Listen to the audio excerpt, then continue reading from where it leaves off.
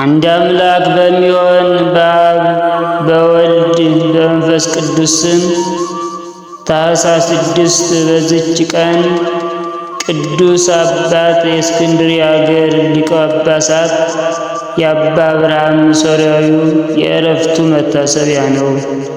እርሱም ለአባቶች ሊቃነ ጳጳሳት 62ኛ ነው። ይህም አባት ከምስራቅ አገር የክርስቲያን ወገን ነው።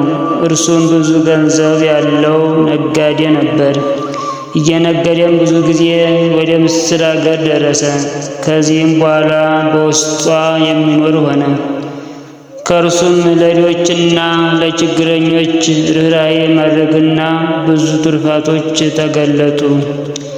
የደግነቱና የትሩፋቱ የአዋቂነቱም ዜና በተሰማ ጊዜ አባቶች፣ ኤጲስቆጶሳት፣ የሀገር ታላላቆችና ምሁራኖች በእስክንድርያ አገር ሊቀ ጵጵስና ይሾሙት ዘንድ ተስማሙ። በዚያንም ጊዜ በእግዚአብሔር ፈቃድ ሊቀ ጵጵስና ተሾመ። ከዚህም በኋላ ገንዘቡን ሁሉ ለድሆችና ለችግረኞች ሰጥቶ የሊቀ ጵጵስናውን ሥራ መስራት ጀመረ። በሹመቱም ወራት ክፉ ልማድን ሁሉ አስወገደ። ኤጲስቆጶሳትንም ስለ ክህነት ሹመት መማለጃ እንዳይቀበሉ አወገዛቸው። ዕቁባቶች ያሏቸውንም ሰዎች ዕቁባቶቻቸውን እንዲተዉ አወገዛቸው። ውግዘቱንም በሰሙ ጊዜ ሁሉም ፈርተው ክፉ ልማዳቸውን ተዉ። ወደ እርሱ መጥተው ከእግሮቹ በታች ወድቀው በደላቸውን ያስተሰርይላቸው ዘንድ ለመኑት። የንጉሥ ጸሐፊ ከሆነ ከአንድ ሰው በቀር ቃሉን ያስታቅር ዘንድ የደፈረ ማንም የለም። ይህም ልዑል እግዚአብሔርን ስለማይፈራ የዚህን የቅዱስ አባት ግዘትን አልፈራም። ይህም አባት ግን ስለ ራሱ ድነት ብዙ ጊዜ ለመነው። ከክፋቱ ተመልሶ ከመቅሰፍት ይድን ዘንድ ገሰጸው፣ መከረውም። ሰውየው ግን አልሰማውም። ይህም አባት ማስተማሩንና መገሰጹን ሰልችቶ አልተወውም፣ ለሌሎች እንቅፋት እንዳይሆን። ስለዚህ ወደዚያ ሰው ቤት ሄደ። የሊቀ ጳጳሳቱንም መምጣት በሰማ ጊዜ ደጁን ዘጋ። ይህ አባትም ደጁን እያንኳኳ 2 ሰዓት ያህል ቆመ። ከዚህም በኋላ የዚህ ሰው ደሙ በራሱ ላይ ነው፣ እኔ ከደሙ ንጹሕ ነኝ ብሎ የእግሩን ትቢያ አራግፎ ተመለሰ። ወዲያውኑም በዚህ ሰው ላይ ምልክትን ጌታችን ገለጸ። ከድንጋይ የተሠራ የቤቱ መድረክ ከ2 ተከፈለ። ይህም ፈጽሞ ድንቅ ነውና ከዚህ አባት ግዘት የተነሳ ጠንካራው ዓለት ተሰነጠቀ። ለምለም የነበረ የሰውየው ልብ ግን ከዓለት ጠነከረ። ዳግመኛም ድንቅ ምልክትን እግዚአብሔር በዚህ ሰው ላይ አደረገ። ከድሆች ሁሉ እጅግ የባሰ ድሃ ሆኗልና ከሹመቱም በጉስቁልናው ሻሩት። ከገንዘቡም አንዲት ማህልቅ እንኳ አልቀረለትም። ደግሞም ሥጋውን ጭንቅ በሆነ ደዌ ቀሰፈው። እጆቹና እግሮቹም ተቆራርጠው በክፉ አሟሟት ሞተ። ለሁሉም መቀጣጫ ሆነ። ብዙዎች ከኃጢአተኞች ውስጥ ንስሐ ገቡ። በዚህ አባት ዘመን ለምስር ንጉሥ የጭፍራ አለቃ የሆነ አንድ ሰው ነበር። እርሱም ወደ እስልምና ሕግ የገባ አይሁዳዊ ነው። ለዚህም የጭፍራ አለቃ አይሁዳዊ የሆነ ወዳጅ ነበረው። ወደ ንጉሥም አብሮት እየገባ ከንጉሥ ጋር ይነጋገራል። ከጭፍራ አለቃው ጋር ወዳጅ ስለሆነ በንጉሥ ዘንድ ባለሟልነትን ባገኘ ጊዜ ንጉሡን እንዲህ አለው፣ ጌታዬ ንጉሥ ሆይ ሊቀ ጳጳሳትን እንድታስመርጠውና በፊትህ እንድንከራከረው ተመኝቻለሁ። ንጉሡም ልኮ ይህን አባት ሊቀ ጳጳሳት አባ አብርሃምን አስመጣው። ከእርሱም ጋር የመቅፉ ልጅ የስሙናይን ኤጲስቆጶስ አባ ሳዊሮስ ነበረ። ይህ አይሁዳዊም ከእሳቸው ጋር በተከራከረ ጊዜ ረድተው አሳፈሩት። ንጉሡም ሊቀ ጳጳሳቱንና ከእርሱ ጋር ያሉትን ታላቅ ክብርን አከበራቸው። በፍቅር በሰላም ወደ ቤታቸው አሰናበታቸው። የጭፍራ አለቃውና ወዳጁ አይሁዳዊውም አፈሩ። ሊቀ ጳጳሳቱን የክርስቲያን ወገኖችንን የሚወድቁበትን የሚፈልጉ ሆኑ። በአንዲትም ቀን የጭፍራ አለቃውና ወዳጁ አይሁዳዊውም አፈሩ። ሊቀ ጳጳሳቱን የክርስቲያን ወገኖችንም የሚወድቁበትን የሚፈልጉ ሆኑ። በአንዲትም ቀን የጭፍራ አለቃው ወደ ንጉሡ ገብቶ ጌታዬ ንጉሥ፣ የማስረዳ ነገር አለ። እኒህ ክርስቲያኖች ሃይማኖት የላቸውም እኮን። ወንጌላቸው የስናፍጭ ቅንጣት ያህል ሃይማኖት ካላችሁ ይህን ተራራ ከዚህ ተነቅለህ ወደዚያ ሂድ ብትሉት ይሄዳል፣ የሚሳናችሁ የለም ይላልና አለው።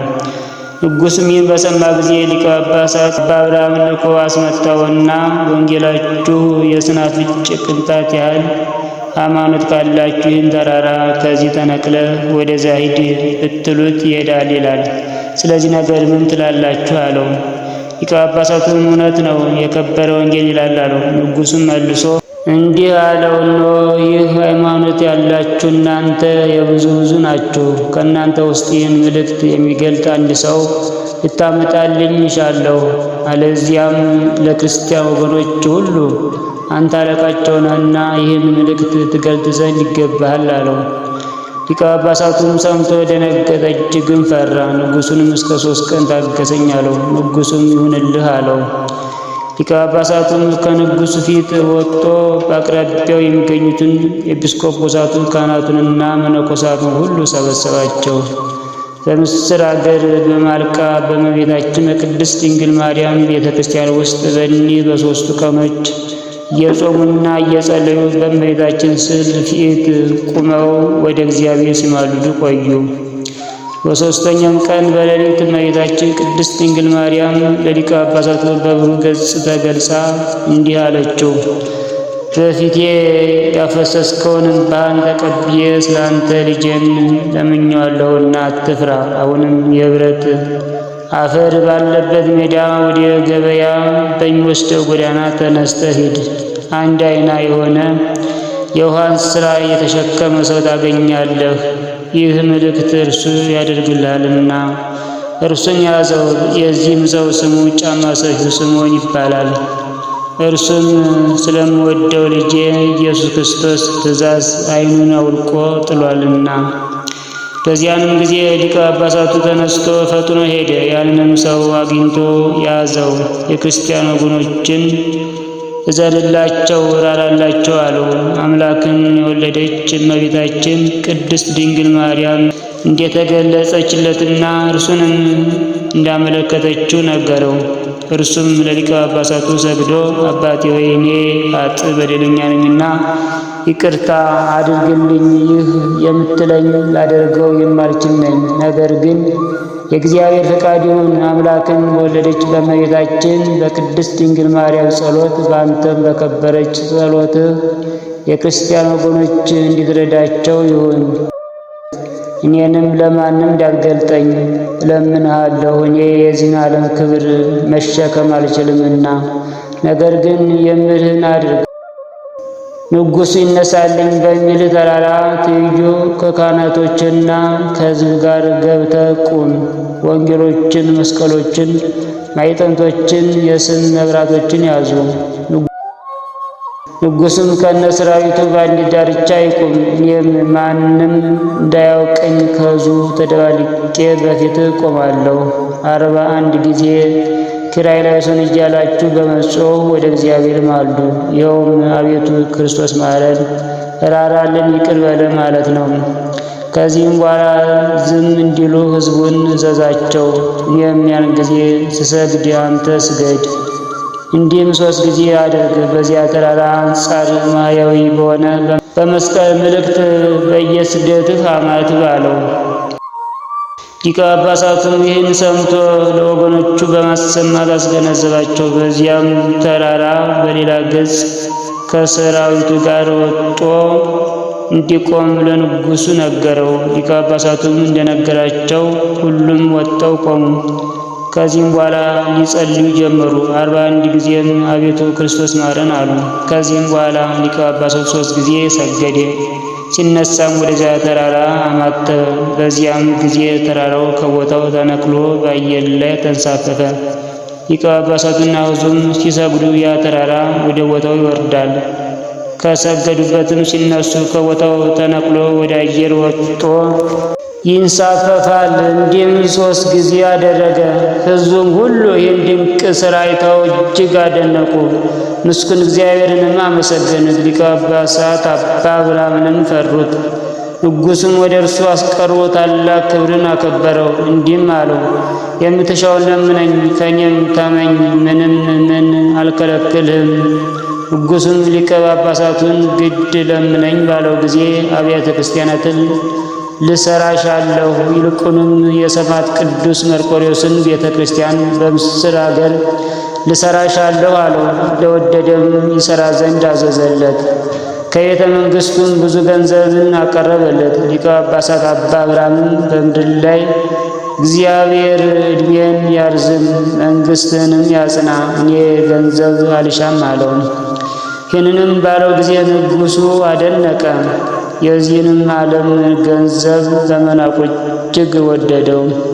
ከዚህም በኋላ የቅዱስ መርቆሬዎስ ቤተ ክርስቲያን ስራዋ እስኪፈጸም ሌሎችም በግብፅ አገር የተሰሩ ብዙዎች አብያተ ክርስቲያናት እስኪሰሩ ንጉሡ በፈረስ ተቀምጦ ከሰራዊቱ ጋር በመሄድ ከሊቀ ጳጳሳቱ ጋር አብሮ ለስራ ይሰለፍ ነበር። የሚቃወሙ ክፎች ሰዎች የተሰራውንም ያፈርሱ ዘንድ የሚሹ ስለነበሩ፣ ስለዚህ ንጉሥ አጽናንቶ አስጠበቀ። ተጋድሎንም በፈጸመ ጊዜ እግዚአብሔርንም አገልግሎ በወንጌላዊ ማርቆስ ወንበር 6 ዓመት ከ6 ወር ከኖረ በኋላ በሰላም አረፈ። በዚህ አባት በገድሉ መጽሐፍ የአስለቅዋቶቹ ያወገዘው ጸሐፊ በመርዝ ገደለው የሚል አለ። ለእግዚአብሔር ምስጋና ይሁን። እኛንም በዚህ አባት ጸሎት ይማረን፣ በረከቱን ከእኛ ጋር ትኑር ለዘላለሙ አሜን። በዚችም ቀን የድንግሊቱ አርሴማ ቤተ ክርስቲያኗ የከበረችበትና የሥጋዋ ፍሰት የሆነበት ከእርሷም ጋር የተገደሉ የ27 ደናግልም የሥጋቸው ፍሰት የሆነበት ነው። ይህችንም ቅድስት አርሴማን ንጉሥ ድርጣድስ ይህን ያህል ታላቅ ክብር ካለው ከእኛ ጋር መኖርን ቢያልሽ ልብ የለሽምን? አላት። እርሷም በሰማያት ያለው ይበልጣል እጅግም ይሻላል አለችው። ወደ ጎን ወስደው ልብሷን ገፈው አንገቷን በሰይፍ እንዲቆርጡ አዘዘ። የደናግሉን ሁሉ አንገት እንዲቆርጡ አዘዘና ተቆረጡ። ለእግዚአብሔር ምስጋና ይሁን፣ እኛንም በደናግል ጸሎት ይማረን አሜን። በዚችም ቀን የቅዱሳን አረሚ የነበረ የኤልያስ፣ የብጥልይስ፣ የሱርፍት፣ የማርያም፣ የሚካኤል፣ የይልስውል፣ የተሎሚዎስ መታሰቢያቸው ነው። በረከታቸውም ትረሰን። ለእግዚአብሔር ምስጋና ይሁን አሜን። በዚች ቀን የቀሲስ ሰማዕት የቅዱስ እንጣሊዮስ መታሰቢያው ነው። በረከቱም ከእኛ ጋር ትኑር ለዘላለሙ አሜን።